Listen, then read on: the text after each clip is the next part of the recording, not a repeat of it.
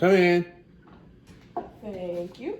Before entering the client's room, I would ensure that I have all needed supplies and that the supplies are within the expiration date and unopened. How are you doing today? I'm well. How about yourself? I'm pretty good. My name is Amani, and I will be the nurse taking care of you today. Hi, Amani. Hello. So the purpose of my visit today is to obtain a venous blood sample to send to the lab for testing. Is that okay? That'd be fine. All right. And before we start that, can I verify your name and date of birth? Yes, Joe Lynch, November 3rd, 1999. All right. And that matches my records as well as your specimen label. So that's a good thing. I can go ahead and get my supplies ready. So I have gloves, my tourniquet, collection tube, the butterfly needle attached to the vacutainer, my gauze pad, my biohazard container, my bandage, and my alcohol swab, okay? Okay. So, before we get started, I have a couple questions for you, okay? Mm-hmm. Do you have any allergies or are you allergic to any medication? Yes, Loratab. All right. And have you ever had blood drawn before? I have. Did you have any adverse reactions to that, like dizziness or nausea? No. All right. Great. And do you have a preference on which arm we use today? Yes, we could use my right arm. Great. So we'll go ahead and jump right in. I'm going to take my tourniquet and apply it 8 to 10 inches above the intended puncture site. And I'm going to tie this tight enough to impede venous circulation, but not tight enough to impede arterial blood flow, okay? Okay. So at this time, I'm going to inspect and palpate for a vein that I can use. Can you make a fist for me? Mm-hmm. All right, don't pump it, just hold it for me.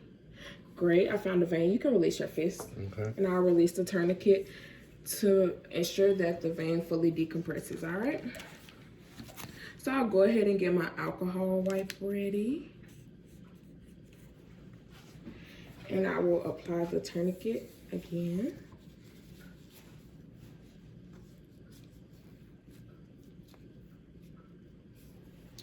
All right. And I will take the alcohol swab and disinfect it for 15 seconds in a circular motion, moving outward. Then I'll allow 30 seconds for that to dry.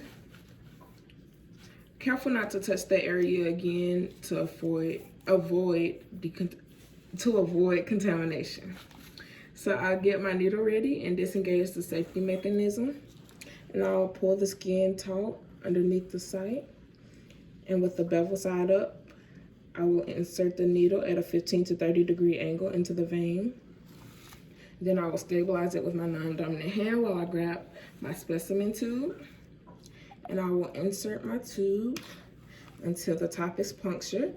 And once I see flashback into the tube, I will release the tourniquet.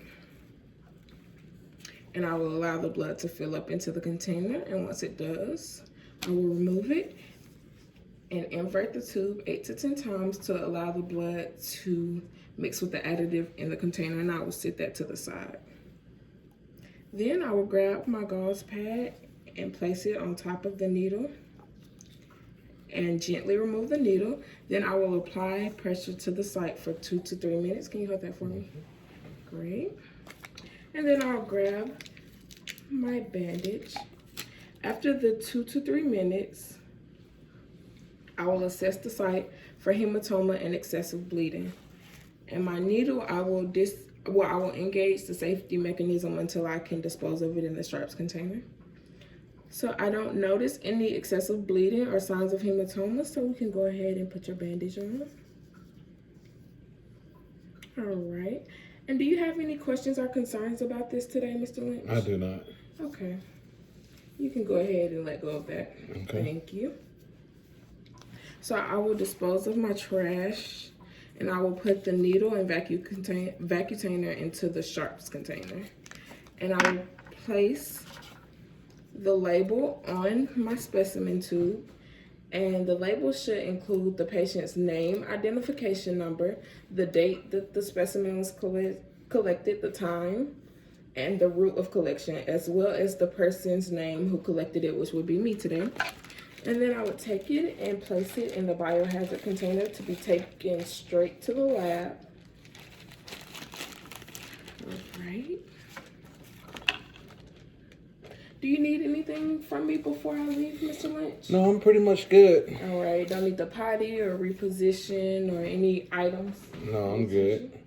Okay, great. Well, thank you for allowing me to collect blood from you today, and I will take that sample straight to the lab, all right?